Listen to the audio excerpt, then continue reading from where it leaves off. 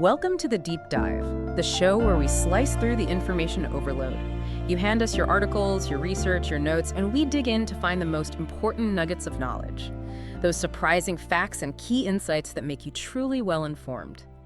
Today, we're plunging into a universe that, for many of you, can feel as vast and intricate as an entire galaxy. The sprawling, complex lore of magic, the Gathering. And let's be honest, navigating thousands of years of story across countless planes can feel, well, incredibly daunting. It absolutely can. We're talking about a narrative tapestry woven over millennia, featuring a cast of characters so expansive it would make a small city feel crowded. Our mission for this deep dive is to unravel Magic's timeline, to highlight its most pivotal, cataclysmic events, and perhaps most importantly, to demystify the fundamental shifts in the very nature of its most powerful beings, the Planeswalkers. Right. It's a story where gods literally become mortals, where ancient evils constantly adapt, and where the very fabric of the timeline occasionally, rewrites itself. And to help us chart this ambitious course, we've pulled from a fantastic stack of sources you provided. Everything from a really insightful Reddit discussion on how to number years in the lore, to a comprehensive list of novels from Wikipedia, official Magic story archives from Wizards of the Coast, and some truly expert articles dissecting the timeline, and, crucially, the evolution of Planeswalker power. A good mix. We're going to figure out how Magic's universe keeps track of time, journey through its earth-shattering history, and ultimately understand how the essence of its heroes and villains has been profoundly redefined. Exactly. Okay, let's unpack this and try to put all these pieces together for you. Right. Let's start with one of the most fundamental questions for anyone trying to navigate this universe. Yeah. How should we number years in Magic? The Gathering lore. It's a brilliant question, really, because without a consistent framework, an epic story of this magnitude could easily become, well, an impenetrable mess. Yeah. Thankfully, the Magic universe does have an official in-universe calendar system. It's called the Argivian Reckoning, or AR for short. Argivian Reckoning. Okay, so what makes this the standard system, and what's its starting point? Is it tied to some cosmic event or a specific world? What's the deal? Well, it's tied to a very specific and utterly foundational moment on the plane of Dominaria, which, for a very long time was considered the nexus, the sort of center of the multiverse, where much of the early story was concentrated. Dominaria. Right, so year zero in the Argivian Reckoning is precisely set at the birth of the twin brothers, Urza and Mishra. These two individuals become incredibly central to Magic's early history, and their fated conflict directly reshapes their world and echoes across literally millennia. Wow. So this seemingly simple origin point, the birth of two artificer prodigies, actually becomes the bedrock for understanding thousands of years of cosmic conflict. It's quite striking how two seemingly ordinary lives could anchor such a grand narrative. That's fascinating. Having such a fixed point in time, even if it's the birth of two individuals, provides a solid anchor for such a sprawling narrative, doesn't it? It really does. Can you give us a concrete example of how this AR dating works in the grand scheme? Like, what's a relatively recent major event, and where does it fall on this timeline? Absolutely. One of the most recent and massive climactic events in Magic lore, the War of the Spark, Okay, yeah. is noted in our sources as taking place around 4560 AR. 4560, so over 4,500 years after year zero. Exactly. This gives you a tangible sense of just how much history unfolds from that year's starting point. We're talking about over 4.5 millennia of recorded history, all stemming from that initial, seemingly humble beginning. It shows you the sheer scale and longevity of this narrative. What's interesting, though, is how individual Magic sets fit into this larger timeline. The Reddit discussion you shared highlights that while the overall story follows a single continuous timeline, the duration of the events within specific sets can vary wildly. Oh, definitely. Like, the entire storyline of Kaladesh and Aether Revolt happens over a couple of days. Ixalan is weeks long, and Dominaria United can span from a couple months to approximately a year. How do fans keep track of that? It sounds kind of tricky. That's precisely where the challenge for fans comes in when trying to track the chronology. Yeah. You might have a major plot point in one set that's a quick, intense flash, maybe just a few days. Right. And then the next set might cover events that unfold much more slowly, almost in slow motion, over months or even a year. It requires a bit of, mental agility to connect the dots. However, it's crucial to understand that despite these varying durations, the sources confirm that everything takes place on the same timeline. This isn't a multiverse of disconnected parallel stories. It's one grand, interconnected narrative. Okay, so it all hangs together, even if the pacing feels different set to set. Yeah, like every event from a small skirmish on a forgotten plane to a multiversal invasion contributes to this single evolving chronicle. It truly is a saga that builds upon itself. So, with that framework in mind, knowing we have the Argivian reckoning to guide us, that really sets the stage. Let's go all the way back then. Back to the earliest moments of this timeline, to an era where the most powerful beings were, quite literally, gods. I keep hearing about this pre-mending era. What was so different about the multiverse back then, and why is it such a significant dividing line in magic lore? The pre-mending era is exactly what it sounds like. The period before a cataclysmic event known as the Great Mending. And this event fundamentally and irrevocably altered the very nature of Planeswalkers. Before this, Planeswalkers, often affectionately referred to by fans as Old Walkers, were beings of power that are almost unimaginable by today's standards. Okay, how powerful were they really? Like, give us a sense of their capabilities compared to the planeswalkers we know today post-mending. Right. They were described as nearly omnipotent with unlimited magical power and boundless capabilities. To put it simply, they were basically gods. Gods, wow. Yeah. They weren't just powerful mages. They were essentially the living embodiments of the multiverse itself. This meant they possessed an almost limitless wellspring of mana and an inherent direct connection to the fabric of reality itself. Their power extended far beyond mere spellcasting. It bordered on, fundamental manipulation of existence. And what about their mortality? Were they truly invincible, or could they be stopped? Well, for all intents and purposes, they were immortal. They simply would never age, and death seemed like an abstract concept to them, something that applied only to lesser beings. Right.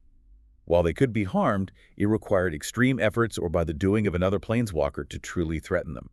Their physical forms were not like ours at all. They were merely projections of pure energy centered around a mass of consciousness. Projections, like holograms almost. Kinda, yeah. It meant they could alter them at will, changing their appearance, species, whether or not they were solid or intangible. There's this striking example from Lynn Abbey's Planeswalker novel where Urza, one of the most famous old walkers, Yeah. in moments of deep thought or even mild insanity, would literally forget to keep his body materially composed. He'd just reshape himself. Imagine changing your outfit by simply deciding to be a different material. That's a truly alien concept, their bodies being mere projections. It sounds like they were truly unbound by physical limitations then. What about their impact on the worlds they traveled through? Could they shape reality itself? Oh, absolutely. And with terrifying ease, sometimes. Their most incredible power was the ability to create and destroy entire worlds. This wasn't hyperbole. It was a casual capability for some of them. Seriously, create whole worlds. Yeah. Our sources provide concrete examples.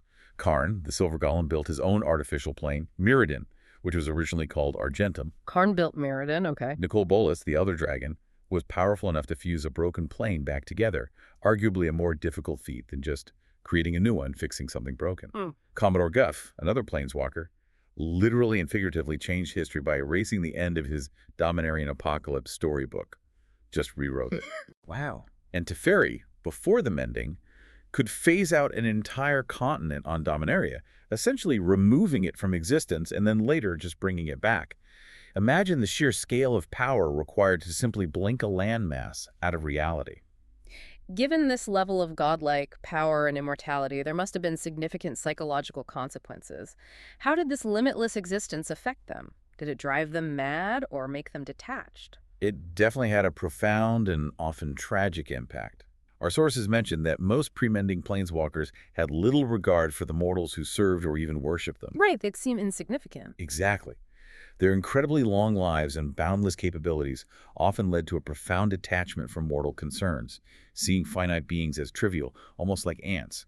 Some even went insane for the pure isolation that comes with an eternity of losing loved ones. That makes sense, actually. The loneliness. Yeah. Liliana Vess, known for her ageless beauty, is cited as an example of a pre-mending being whose extended lifespan contributed to a certain hardened, cynical perspective. The sheer weight of an unending existence, watching countless generations rise and fall, could understandably twist the mind, leading to profound loneliness or even, megalomania. And what about the very concept of the spark itself during this era? Was it always this inherent soulbound potential that we understand it to be today? That's a great question because the concept actually evolved over time in what's referred to as the pre-revisionist era, the very early days of magic books like Arena. Oh, way back. Way back, the spark as we know it didn't truly exist. The lore suggested that you could become a planeswalker by just scooping up as much mana as you can and squishing it into your soul. It was treated more like an advanced magical technique, something a powerful enough mage could achieve. Huh. So you could just learn it. Kind of, yeah. But as the pre-mending era solidified, the understanding shifted. The spark became a latent magical potential tied to their soul, a unique spiritual birthmark of ether that, when ignited by extreme emotional turmoil or a moment of intense stress, would transform a mortal into an old walker. Got it. So it became less of a skill and more of an inherent thing, a potential. Exactly. This more refined concept made the ascension an inherent, rare quality, rather than something that could simply be learned by any powerful mage. Okay, that clarifies a lot. But before we delve into the mending itself, this massive turning point, let's rewind even further to the primordial conflicts and ancient empires that laid the groundwork for everything that came after. Where does the true, deepest history of the magic multiverse begin, predating even year zero AR? Okay, deep history. Whoa. We have to go back to roughly negative 20,000 AR. That's 20 millennia before the birth of Urza and Mishra. We're talking about the Elder Dragon War. Elder Dragon War sounds epic. Oh, it was. A truly cataclysmic war that sundered planes and annihilated civilizations among beings of immense size, intellect, and magical prowess. Imagine a war so devastating it didn't just decimate populations, it literally tore apart planes of existence. Whoa. These elder dragons were among the very first sentient life forms to emerge from the chaotic energies of the Blind Eternities, the space between planes. Their war was of such a scale that it nearly led to their extinction. That's an astonishing scale of conflict even for this universe. What came out of that war that truly shaped the future? Was there a key figure who emerged? Absolutely. From this crucible of conflict, the dragon Nicol Bolas emerged as one of the few survivors. His already vast power was matched only by his insatiable ambition and cruelty. Nicol Bolas. He's a recurring name, isn't he? Oh yes, the war established him as a preeminent force, a schemer who would spend the next 25 millennia manipulating events for his own ends.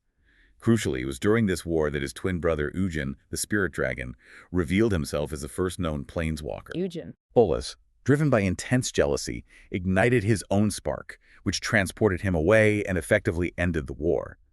This dramatic event wasn't just the origin of Bolas's planeswalker status, but it also cemented their eternal rivalry, a cosmic conflict that would define ages to come. So from cosmic dragons, we fast forward thousands of years to a different kind of power technological marvels and, as you mentioned, moral decay. Tell us about the Thran Empire. This sounds like an epic rise and fall. Thousands of years later, around negative 5,000 AR, on Dominaria again, we see the rise and fall of the Thran Empire. This was a civilization of unparalleled technological and magical achievement. They mastered artifice and power stones, these mana-infused crystals that provided limitless energy. Power stones, okay. Their capital, Halcyon, was a wonder of the age, a city of floating spires and impossible architecture. Truly a utopian vision for its time. They were incredibly advanced, nearly peerless. But it sounds like there is a catch. This marvel of a civilization had a tragic flaw at its core. It did, a very ironic one. The very source of their prosperity, the Power Stones, also caused their downfall.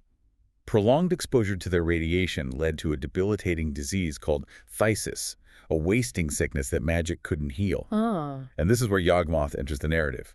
He was an exiled physician, known for his controversial, heretical methods, which involved surgery, eugenics, and a belief in what he called germs. Germs back then. Yeah, considered heresy. Mm-hmm. He was recalled to cure phthisis, as even the brilliant Thran artificer Glacian was afflicted. And Yawgmoth isn't exactly a benevolent figure, is he? The sources paint him pretty darkly. He sounds like he twisted the situation to his own advantage. Anything but benevolent. Yawgmoth is a truly chilling figure.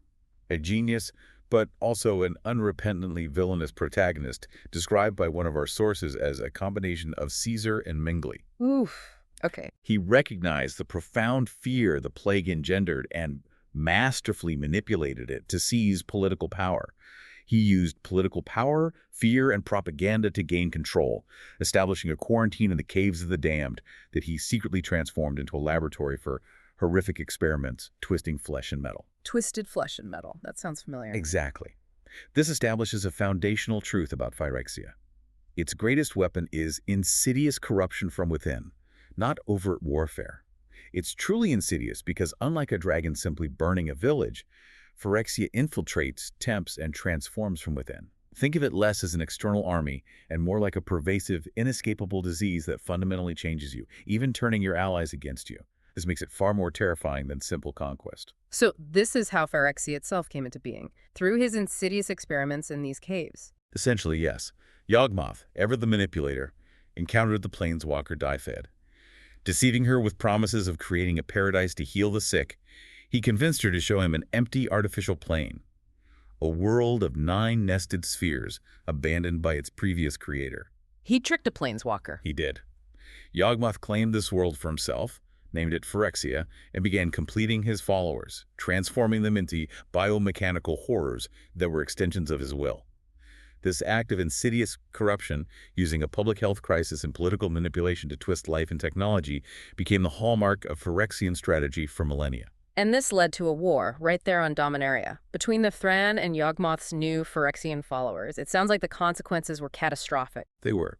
The Thran-Phyrexian War. It was a brutal civil war that culminated in Yawgmoth unleashing a death cloud, a horrific radiological weapon created by shattering a massive power stone. This death cloud annihilated his enemies. In the final moments, Rebek, Glacian's wife, horrified by the monster Yawgmoth had become, took the 2 halves of the power stone that held Glacian's dying soul and used them to seal the planar portal to Phyrexia. She sealed him in? Yeah. This desperate act trapped Yawgmoth and his nascent Phyrexian legions on their new world, but it also doomed the remnants of the Thran civilization to ruin. It was a stark choice, sealing away a monstrous evil at the cost of your own world's advanced civilization. That angel history sounds like the perfect tragic prologue to the defining conflict of Dominaria, the one that really sets the stage for so much of Magic's core lore, the one that begins at year 0 AR. Precisely. We move forward almost 5,000 years to the event that marks year 0 AR, the Brothers' War. This is the birth of Urza and Mishra, 2 artificer prodigies born on Dominaria. From the very beginning, their sibling rivalry was intense, fueled by their shared passion for ancient Thran artifacts. And this rivalry escalates very quickly, doesn't it? What sparks the actual war between them? It does, tragically. Their lives changed forever during an expedition to the caves of Koilos. The same caves? The very same site where Rebek had sealed the Phyrexian portal millennia earlier. There they discovered the 2-part power stone containing Glacian's soul, the very same stone Rebek used to seal Yawgmoth away. In their struggle to possess it, the stone split into the Might Stone and Weak Stone, which they each claimed. This act, unbeknownst to them, weakened the seal in Phyrexia's portal, allowing Yawgmoth's ancient agent, the demon Gix, to reestablish a subtle, insidious influence on Dominaria. Gix. Okay, so Phyrexian agent starts pulling the strings from behind the scenes, playing on their existing rivalry. Exactly. Gix's manipulation was masterful. He exploited the growing personal animosity between the brothers, leading to Mishra's ultimate completion. His flesh horrifically replaced with glistening metal, his will bent to Yawgmoth's cause. Mishra became Phyrexian. Oh, wow. Yeah. The Brothers' War erupted, a decades-long war of artifice filled with terrifying mechanical soldiers and colossal war machines like the dragon engines. Our sources highlight that this war demonstrates a core principle of Dominarian history. Personal conflicts, when amplified by immense power, have literal world-altering consequences. A sibling rivalry ignited a planetary apocalypse. And this brings us to the devastating climax, the Sylex Blast. This sounds like an event that reshaped the entire planet. The war reached its apocalyptic climax on the once verdant island of Argoth. Urza confronted his brother, only to be horrified by Mishra's completed, monstrous form, realizing the full extent of Phyrexian corruption. Overwhelmed by grief and rage, Urza unleashed the full power of the Golgothian Sylex, another Thran superweapon. The Sylex? Yeah. The very air on Argoth crackled with the apocalyptic energy of Urza's desperation as he activated it. The resulting blast of white mana was beyond catastrophic. It obliterated a massive chunk of Dominaria, creating what would become the Shard, triggered a global ice age that would last for over 2 millennia, and tragically killed Mishra. And this moment, this profound tragedy, leads directly to Urza's own transformation, doesn't it? The ignition of his Planeswalker spark. Yes, the ascension of Urza in 64 AR. At the heart of that cataclysmic maelstrom of energy, Urza's latent Planeswalker spark ignited. The Sylex blast transformed him from a mortal artificer into a being of near-infinite power. A pre-mending walker. Exactly. with the Mightstone and Weakstone searing into his skull as his very eyes, granting him a constant connection to their immense power. Crucially, Urza's ascension was not a moment of triumph but of profound tragedy. He gained godlike power at the cost of his humanity, his world, and his brother. This trauma defined him, positioning him not as a simple hero, but as a deeply flawed, obsessive protagonist. This foundational trauma fuels his millennia-long, single-minded crusade against Phyrexia, shaping all his subsequent, often morally ambiguous actions. This moment, the igniting of Urza's spark, truly kicks off millennia of interconnected events. So what does this all mean for the sprawling story that follows now that we have a godlike planeswalker driven by a deeply personal vendetta against an ancient evil? Hashtag tag the long shadow in new eras. It means that Urza's single-minded purpose against Phyrexia casts an incredibly long shadow over thousands of years of Magic history. First, the immediate aftermath of the Silex Blast led to the Dark in the Ice Age, spanning from approximately 64 AR to 2934 AR. Over 2,000 years of ice. Yeah, a brutal 2 millennia-long global ice age that transformed Dominaria. Civilizations collapsed, knowledge was lost, and the plane entered a severe period of environmental and societal decline. Survival was the paramount concern. But even in this long period of decline, new figures emerged, right? Yeah. People who would become legends in their own right. Absolutely. This era saw the rise of legendary figures such as the immortal Archmage Joda, a direct descendant of Urza's own bloodline, Joda, right. the fiery pyromancer Jaya Ballard, and the necromancer Lindul, who was secretly influenced by other powerful planeswalkers. The Ice Age eventually concluded when the elven planeswalker Freyles cast a world spell, a massive ritual of nature magic that finally ended the global freezing and began the slow thawing of Dominaria, known as the Thaw. So after centuries of ice and Urza presumably off some more planning, he eventually returns, right? And it sounds like his focus is entirely consumed by his grand design against Phyrexian. This must have been quite an undertaking for even a godlike planeswalker. Yes. This period, roughly from 2934 AR to 4207 AR, is known as the Age of the Legacy. It is dominated by the singular obsessive focus of Urza Planeswalker to utterly destroy Phyrexia. His plan wasn't just to build a weapon, but to assemble a collection of artifacts, mana sources, and even living beings into a synergistic weapon capable of destroying a god. This comprehensive multi-generational strategy was known simply as the Legacy. Tell us about some of the monumental projects Urza undertook to achieve this. He sounds like a true visionary, albeit a terrifying one sometimes. He was precisely that. First, he established the Tolarian Academy on a remote Dominarian island. This was an elite institute for the brightest minds, ostensibly for the study of artifice and magic. Ostensibly. Right. But secretly, its true purpose was to prepare Dominaria for the inevitable Phyrexian invasion and find ways to undo his past mistakes. His obsessive attempts at time travel here resulted in a catastrophic explosion that destroyed the original academy and created dangerous time rifts, subtly foreshadowing future temporal crises that would plague the multiverse. Time rifts. That sounds ominous. And the creation of one of Magic's most beloved characters, Karn, happened here too, didn't it? How did this unique silver golem come to be? Indeed, Karn was Urza's magnum opus, the Silver Golem. He was created because only objects made of silver could pass through Urza's experimental time machine. Oh, interesting reason. Yeah. Urza imbued Karn with the Heartstone, or personality matrix, of his deceased Phyrexian companion, Xantha. A Phyrexian companion. Urza had one. A Phyrexian rebel, yes. Xantha's Heartstone gave Karn true sentience and a strong moral compass, making him eventually the first and only artificial planeswalker. This unique existence, born out of Urza's complex, often morally gray machinations, makes Karn a pivotal figure in the unfolding story, a living testament to Urza's genius and his capacity for both creation and destruction. The legacy weapon itself sounds like a multi-generational, multiversal undertaking. What exactly were its components, and what were some of the extreme measures Urza took to complete it? This isn't just building a big bomb, is it? Oh, far more complex than that. The legacy weapon wasn't a single device, but a grand culmination of many parts. Its primary vessel was the skyship Weatherlight. The Weatherlight. Famous ship. Exactly. A marvel of artifice capable of planar travel, using Thran metal and the weather seed from Yawgmoth, a seed that could instantly grow into a portal-forming tree. Karn, the Silver Golem, was designed as its very core, meant to channel its power. The Mightstone and Weakstone, Urza's eyes, served as immense power sources for the entire construct. Okay, makes sense. But beyond these artifacts, Urza also embarked on the Bloodlines project, his most controversial project. This was a multi-generational eugenics program designed to breed the perfect hero to wield the legacy, culminating generations later in Gerard Capashen. Eugenics. Wow, that's dark. It's a chilling example of his utilitarian approach, sacrificing countless generations for a single, predetermined outcome. And then there's the sacrifice of Sarah's realm mentioned in our sources. That sounds incredibly extreme. Even for Urza, what happened there? It truly was a moment that underscored Urza's moral calculus. Urza journeyed to Sarah's realm, a plane of pure white mana and peace, ruled by the Planeswalker Sarah, when a Phyrexian incursion followed him there and began to corrupt the plane. Oh no. Urza, seeing it as a necessary evil to deny Phyrexia resources, saved it by deliberately collapsing the entire plane into a massive power stone. He destroyed a whole plane to use it as a battery. Essentially, yes. This power stone was then used to fuel the Weatherlight's engine. This act perfectly demonstrates Urza's moral calculus.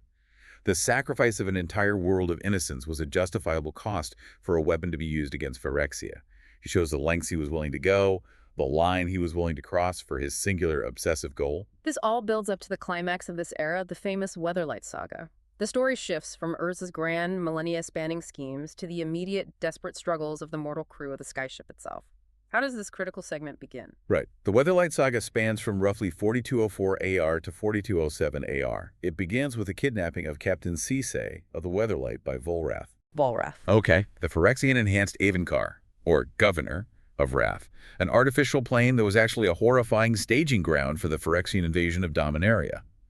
The crew, including the loyal Minotaur first mate Tongarth and the brilliant navigator Hana, then recruits the reluctant hero Gerard Capashen to lead the rescue mission, believing him to be the prophesied hero of the legacy. Gerard, the result of the Bloodlines project. Got it.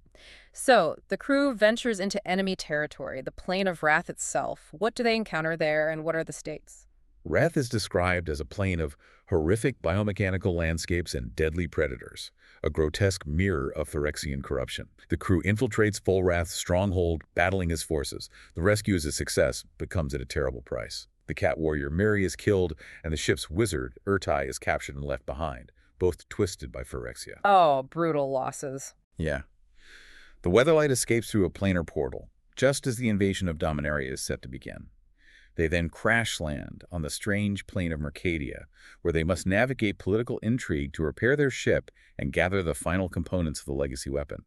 They even discover that one of their own, Dakara, the Weatherlight's resident physician, is actually Volrath in disguise, having manipulated them all along. Volrath was on the ship the whole time. Wow. The betrayal is deeply personal. And then the invasion begins. The full force of Phyrexia against Dominaria. Yes. The Phyrexian invasion of Dominaria starts when Wrath is physically overlaid onto Dominaria, a cataclysmic event known as the Rathi Overlay, teleporting the entire Phyrexian army directly onto the plane's surface. Urza, who had been secretly guiding the Weatherlight crew as the Blind Seer, assembles his 9 Titans, a group of powerful pre-mending planeswalkers including Freyalise and Lord Windgrace, equipping them with mech suits to lead a desperate counterassault on Phyrexia itself. The war is truly global, affecting every corner of Dominaria. This sounds like a devastating all-out war, a true apocalypse, as some of the sources call it. What was the climax of this invasion, and what happens to Urza's grand plan? The war reaches its devastating climax in an event known as Apocalypse. Urza's invasion of Phyrexia ultimately fails.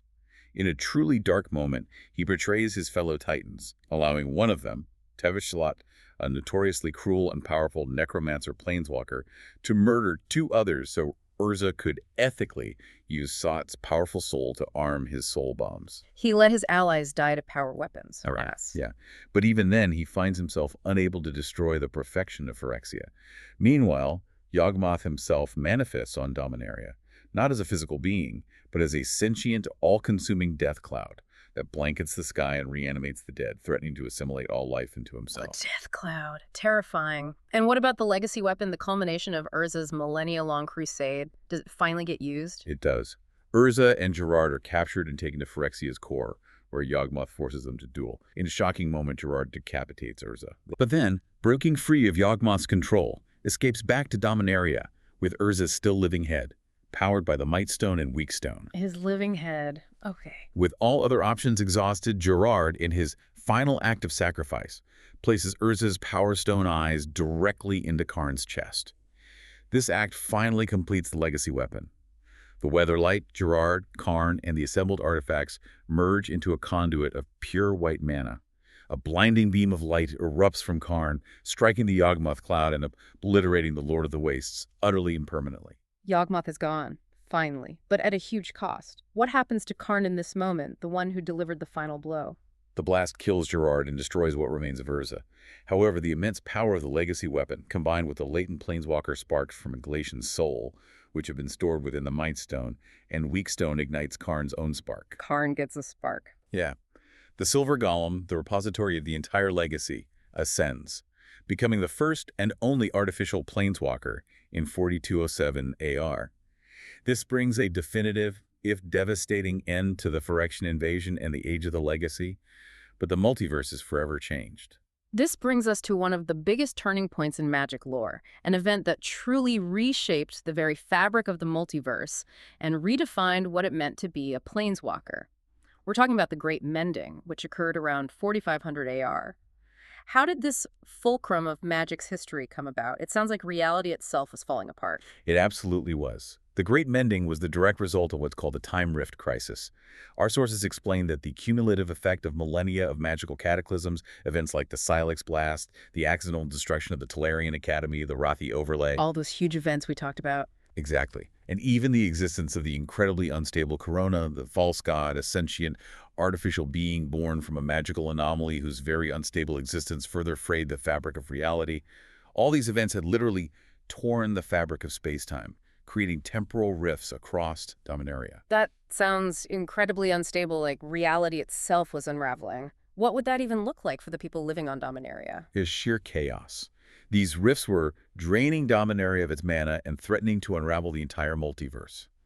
Teferi, a planeswalker who had previously phased out 2 continents to protect them from the Phyrexian invasion, Teferi, right. returned after centuries to find Dominaria on the brink of collapse. Creatures and landscapes from different eras bleeding into the present. Yeah. Imagine seeing ancient Thran ruins next to Ice Age glaciers or dinosaurs appearing in a modern city. He realized that if these rifts were not sealed, the entire multiverse would be utterly destroyed. It was an existential threat on an unprecedented scale, far beyond a mere invasion. And sealing these rifts required an immense heroic sacrifice. Who stepped up when the multiverse hung in the balance? A truly heroic few. Sealing a rift required an immense expenditure of magical energy, an amount equivalent to a pre-mending planeswalker's spark. Many of the remaining Old Walkers stepped up to this impossible task. They had to give up their sparks, their godlike power. Exactly. Teferi himself sacrificed his own spark to seal the rift over Shiv, his home continent. The Panther Planeswalker Lord Windgrace gave his life and spark to mend the rift over the Phyrexian-tainted swamp of Urborg. And the Elven Planeswalker Freyalise did the same to close the rift over the forest of Skyshroud and Keld. These were ultimate sacrifices, willingly given. Even Nicol Bolas, the ultimate schemer, was involved in this. Did he actually contribute to saving the multiverse? That seems out of character. He did, but in a display of his characteristic cunning, not benevolence. Bolas, who had been resurrected by the temporal chaos, was drawn to the crisis, recognizing the opportunity. He manipulated the Dark Planeswalker Leshrac into a duel over the rift in Madara. Oh, typical Bolas. Right.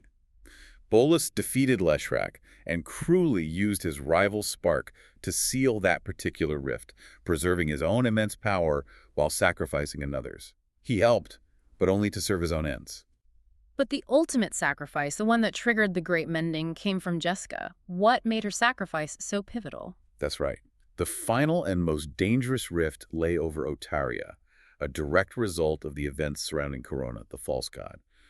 The planeswalker Jessica, who was Corona's mother in a sense, having been involved in her creation, took it upon herself to seal it. Aided by others, Jessica channeled all 5 colors of mana, and in a final climactic act, sacrificed her life and spark, flying into the heart of the rift and becoming one with it. Her unique connection to Corona, and thus to the very rift itself, made her sacrifice the precise key to stabilize and mend the fabric of reality. And this act triggered the multiversal chain reaction that was the Great Mending. What were the profound, lasting consequences of this event, especially for planeswalkers? It sounds like a dramatic shift in power. It was a fundamental reordering of power. The Great Mending fundamentally rewrote the very nature of the Planeswalker spark. While it successfully sealed all remaining temporal fractures and healed the multiverse from collapse, it came at a profound cost to Planeswalkers. There was a dramatic shift in their power.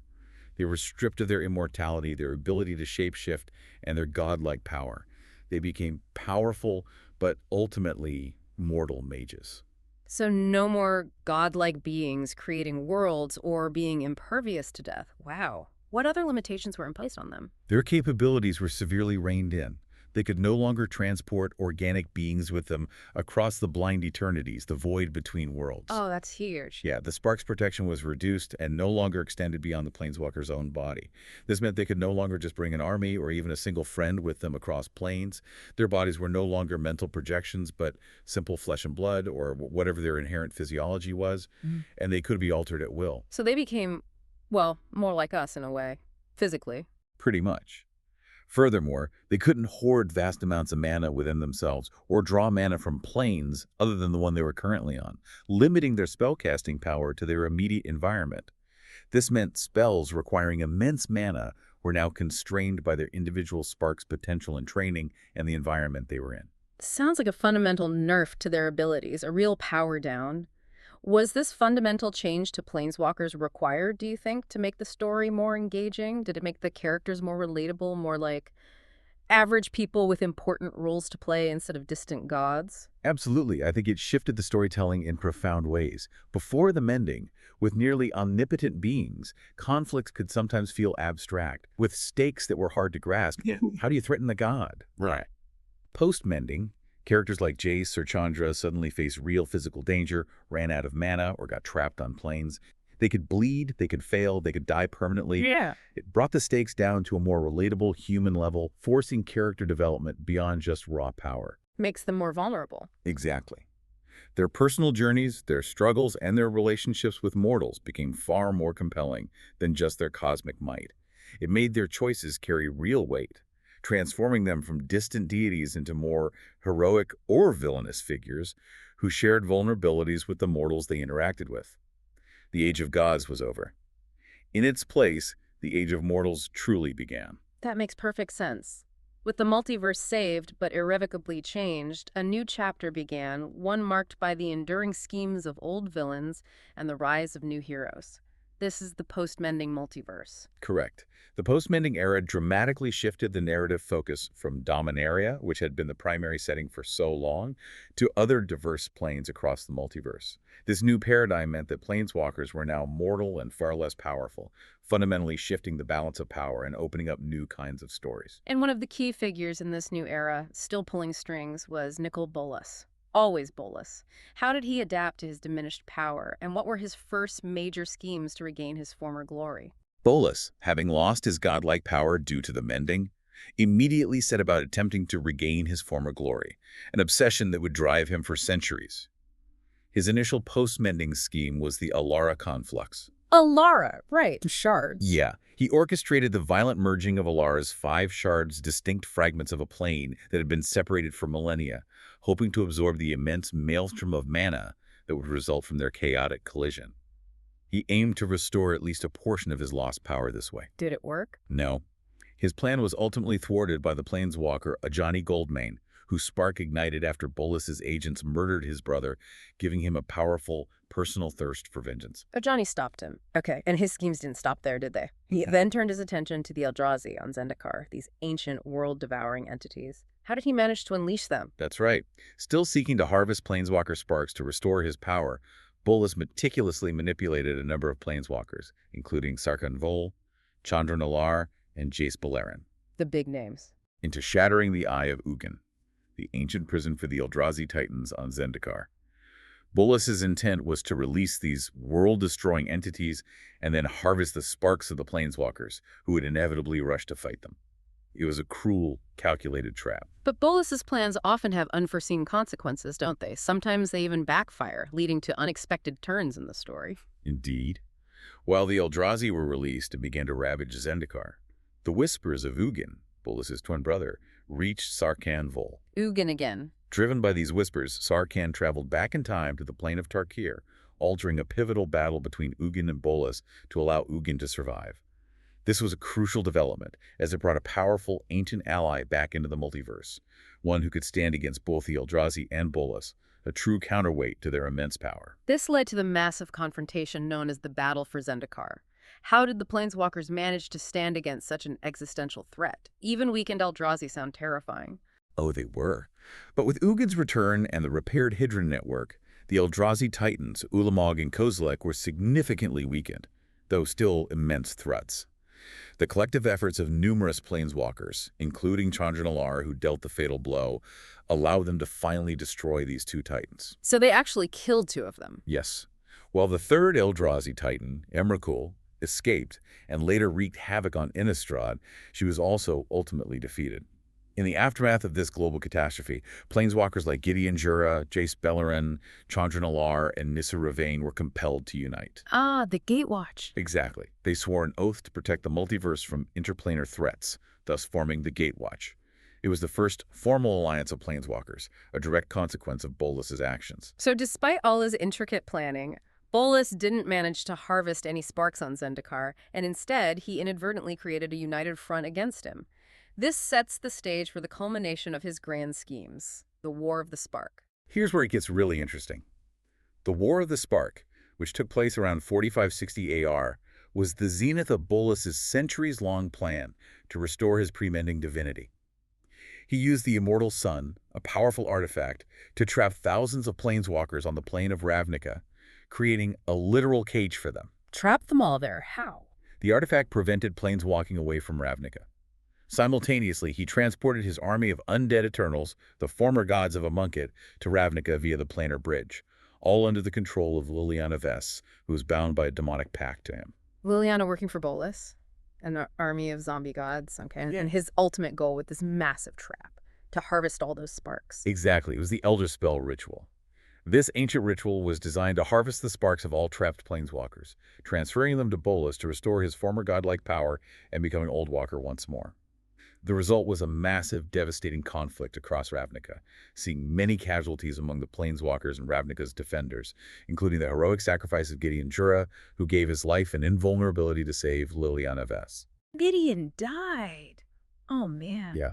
The crucial turning point came when Liliana, finally freed from her demonic pact thanks to Gideon, turned the Dreadhorde Bolas's eternal army against their true master. She turned the army against him. Nice. This must have weakened Bolas significantly. What was his ultimate fate after millennia of scheming? Weakened and confronted by his brother Ugin, Bolas was ultimately defeated. He was stripped of his spark and his name, then imprisoned for eternity in the meditation realm. After millennia of manipulating the multiverse, the Elder Dragon was finally sidelined. It was a monumental victory, but the multiverse barely had time to breathe a sigh of relief. Because as one great threat falls, another ancient one rises again. Tell us about Phyrexia's reemergence and the March of the Machine. This feels like the ultimate culmination of that ancient evil. It absolutely is. Even with Bolas defeated, the multiverse wasn't safe for long. Phyrexia, which we discussed earlier from its ancient origins in the Thran Empire, had slowly been expanding once again. They conquered Karn's artificial plane of Mirrodin. Karn's own creation. Yeah, renaming it New Phyrexia, which became their new base of operations under the tyrannical leadership of Elesh Norn, one of the supreme Phyrexian leaders known as Praetors. Elesh Norn. Okay. And this wasn't just another planar invasion, it was a multiversal assault, unlike anything seen before. How did they achieve that scale? Precisely. Elesh Norn launched a full-scale invasion of the entire multiverse. They achieved this via Omen Paths, new planar portals created by Realmbreaker. Realmbreaker. A colossal living tree that acted as a multiversal conduit, a twisted version of Kaldheim's World Tree. This allowed Phyrexian armies to pour into countless planes simultaneously, overwhelming them. The threat was compounded by completion, where powerful planeswalkers like Jace, Nissa, and Vraulga were captured and horrifically transformed into Phyrexians, undergoing the horrific process of completion, tuning some of the multiverse's greatest defenders into its invaders. They completed Jace and Nissa. Oh, that's bad. It sounds like the multiverse was truly on the brink of complete annihilation. How is this terrifying invasion repelled? Despite initial losses and the completion of key figures, the various planes of the multiverse united in a desperate defense. The climax involved a two-pronged assault, an invasion of New Phyrexia itself, and the return of the lost plane of Zhalfir, brought back by Teferi to replace New Phyrexia in the fabric of the multiverse. Zhalfir returned.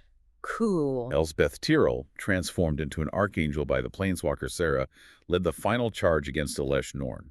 With Norn weakened, Karn delivered the fatal blow, destroying the Mother of Machines and ending her reign. Karn gets the final blow again. First Yawgmoth, now Norn. And the consequences of this epic conflict were just as far-reaching as the mending, weren't they? It feels like the multiverse is constantly being reshaped. They were.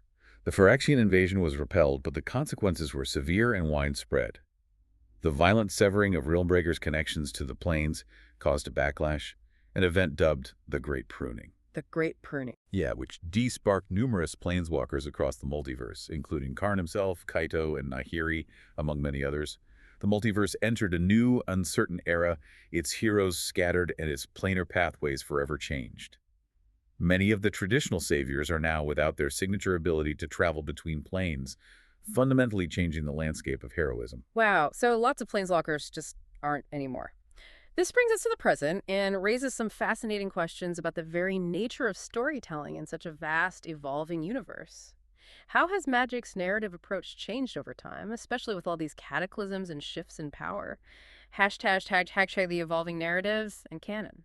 The narrative approach has indeed evolved significantly, adapting to the sheer scale of the lore. Wizards of the Coast operates on what's called the revisionist canon. Revisionist canon, what does that mean exactly? Basically, this principle states that where conflicts in the lore exist, the most recent official publication is considered the definitive account. So, while early materials are foundational and deeply cherished, any new publication that contradicts or recontextualizes old lore automatically overrides it. This allows the story to adapt and grow without being shackled by every single detail of its vast, decades-long history, ensuring more coherent narrative moving forward. Okay, so new stuff trumps old stuff if they conflict. Can you give an example of this revisionist canon in action, or perhaps a moment where canon has been debated among fans because of it? Yeah. A good example is the debated events with Corona in the Scourge novel, where she supposedly spoke to a dead Yawgmoth. Our sources note this as a rare instance of disputed canon because Yawgmoth had already been explicitly confirmed as permanently dead. In such cases, the newer prevailing narrative Yawgmoth is gone would typically take precedence, though fans may still debate the consistency or mourn the loss of old interpretations. It shows how a living story adapts, like a grand tale being told and retold over centuries. And how has the medium for telling these stories changed? Our sources mention nearly 80 different novels, but it seems that's not the primary way the story is told anymore. You're right, there are almost 80 different novels that cover Magic's history, ranging from epic sagas to side stories, huge back catalog. However, around 2013, Wizards of the Coast shifted from physical novels to free online articles and ebooks. This decision was largely due to a decline in sales and an outdated model, and they found that more players became familiar with the story through these free online articles, which were, way more accessible. Makes sense. Free online is easier to get to. But there was a brief return to print, wasn't there? I remember seeing some new Magic novels on shelves a few years back. Yes, there was a brief return to print novels around 2018, with titles like Brandon Sanderson's Children of the Nameless and Greg Weisman's War of the Spark, Ravnica. This corresponded with a push to assemble all existing lore into a cosmology or story Bible, making it more cohesive. Sanderson read a Magic story. Oh, yeah. However, the sequel to War of the Spark, Ravnica, titled War of the Spark, Forsaken, was widely panned. It received a lot of criticism, partly for retconning established character aspects and plot points in ways fans really disliked. Oh, that's not good. No. This led to a quick return to online articles for story. Our sources state that we haven't had a book release since 2020, and all signs point to short stories published online as the current primary storytelling medium, allowing for quicker releases and direct access for fans. For new listeners, or those just diving into the lore, what are some recommended starting points from your sources? Given this massive evolving narrative and shifting mediums, where's the best place to jump in? Well, our sources strongly recommend starting with the Brothers' War. It's considered too iconic to skip, and the repercussions of that event are still affecting the Magic story to this day. It provides the foundational understanding for so much that follows, especially regarding Phyrexia and Urza. Start at the beginning, pretty much, or a beginning. A crucial beginning, yeah. Other highly ranked books from the sources include The Thran, which tells the creation story of Phyrexia and features that unrepentantly villainous protagonist in Yawgmoth, giving you the earliest chronological start. Good background on the villains. Exactly. Invasion, the climactic finale of the Weatherlight saga, the original Ravnica books for their iconic setting and vibrant world building, and Time Spiral, which sets up Bolas's return, the Mending, and much of modern lore, though it's recommended to have some prior knowledge for that one due to its complexity and heavy reliance on continuity. So what does this all mean for you listening right now? You've now journeyed through nearly 5 millennia of magic, the Gathering history, from primordial dragon wars to multiversal invasions. It means that despite the shifts in storytelling medium and the occasional recontextualizations through revisionist canon, the core narrative of conflict, power, and transformation remains central. This deep dive offers you a shortcut, really, to understanding the spine of the multiverse's history, from its primordial conflicts to the defining moments that reshaped its most powerful beings. You now have a solid foundation for understanding the intricate tapestry of Magic's story without having to read 80 novels. #tag out outro. We've truly traveled through time and across planes today, anchoring our journey by the Argivian reckoning. We started with the cataclysmic Elder Dragon War, witnessed the insidious rise of Yawgmoth and the fall of the Thran, and lived through the devastating Brothers' War that unleashed Urza, the first of the godlike Planeswalkers. Then we explored Urza's millennia-long crusade and the epic Weatherlight saga, leading to the climactic defeat of Yawgmoth and Karn's ascension. And finally, we arrived at the monumental Great Mending, an event that dramatically transformed Planeswalkers from omnipotent, world-shaping beings into powerful, but ultimately mortal mages, forever redefining the stakes of the multiverse. And we continued into the post-Mending era, tracking Nicol Bolas' relentless attempts to regain his lost power, which led to the Eldrazi unleashing and the formation of the Gatewatch. His ultimate defeat in the War of the Spark was a major turning point, only to be followed by the terrifying multiversal invasion of New Phyrexia in the March of the Machine. Right. That conflict, though repelled, left the multiverse scarred by the great pruning and the desparkening of many planeswalkers. This isn't a static story, it's a living history, continuously expanding and adapting, with its past constantly informing its present.